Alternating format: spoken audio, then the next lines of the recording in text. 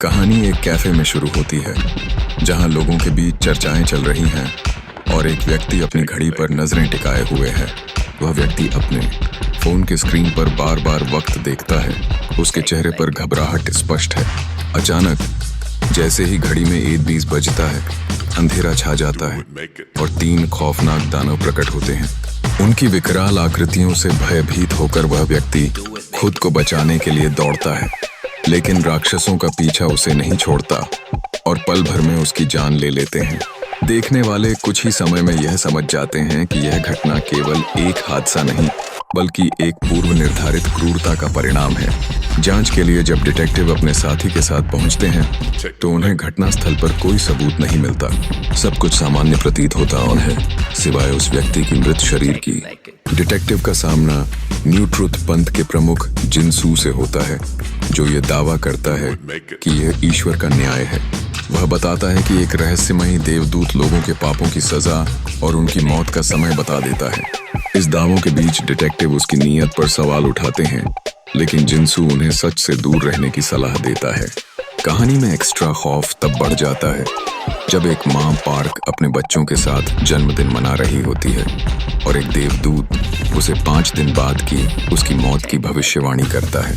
Park की दुनिया पलट जाती है और वह एक दुविधा में फंस जाती है। एक कट्टरपंथी ऑनलाइन ग्रुप एरोहेड उसके जीवन को और भी मुश्किल बना देता है। इस बीच डिटेक्टिव की बेटी भी इस गंदगी में घुस जाती है और जिनसू के प्रभाव में अपने अतीत को महसूस करने लगती है। यह सब जटिलता में तब और भी बढ़ जाती है जब पार्क अपने बच्चों की रक्षा के लिए जिनसू के साथ सौदा करने को तैयार हो जाती है। एक दिन जब कातिल की जली हुई लाश मिलेगी, डिटेक्टिव सब कुछ समझ जाता है और जब पार्क का तय दिन आ जाता है तो अंधेरे में छुपे राक्षस एक बार फिर प्रकट होते हैं और इस बार डिटेक्टिव भी अपनी जान बचाने में असफल हो जाते हैं। इसी बीच आईसीयू से बे की पत्नी जब बच्चे का वीडियो रिकॉर्ड कर रही होती है, तभी अचानक एक देवदूत प्रकट होकर उस नवजात शिशु को भविष्यवाणी देता है कि 5 दिन बाद उसकी मृत्यु हो जाएगी। घबराए हुए बे जब मछली पकड़ने वाले ठिकाने पर पहुंचते हैं तो उनका एडिटर दोस्त रोते हुए सच बताता है।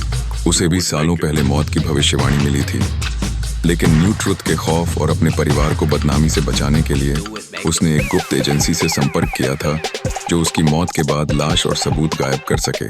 बातचीत खत्म होते ही राक्षसों का आगमन होता है और वे बे के दोस्त को मौत के घाट उतार देते हैं। दूसरी ओर डिटेक्टिव जिनसू के ठिकाने पर पहुंचता है। जिनसू खुलासा करता है कि उसकी 14 साल पुरानी भविष्यवाणी का समय अब बस 10 मिनट में खत्म होने वाला है। वह बताता है कि उसने बिना किसी पाप के यह सजा पाई, लेकिन उसने दुनिया को सही राह दिखाने के लिए इस डर का इस्तेमाल किया। अब वह डिटेक्टिव को 2 रास्ते देता है। या तो वह जिनसू की मौत का सच उजागर करे, जिसके बदले जिनसू उसकी बेटी के अपराध का वीडियो वायरल कर देगा, या फिर चुपचाप उसकी लाश को गायब कर दे। 10 मिनट पूरे होते ही राक्षस आते हैं और जिनसू का अंत कर देते हैं। अपनी बेटी को बचाने के लिए डिटेक्टिव लाश को ठिकाने लगा देता है और घर लौटकर अपनी बेटी से मिलता है। 4 साल बाद न्यू ट्रुथ पंथ का प्रभाव बेहद बढ़ चुका है। जिनसू की मूर्तियां लग चुकी हैं।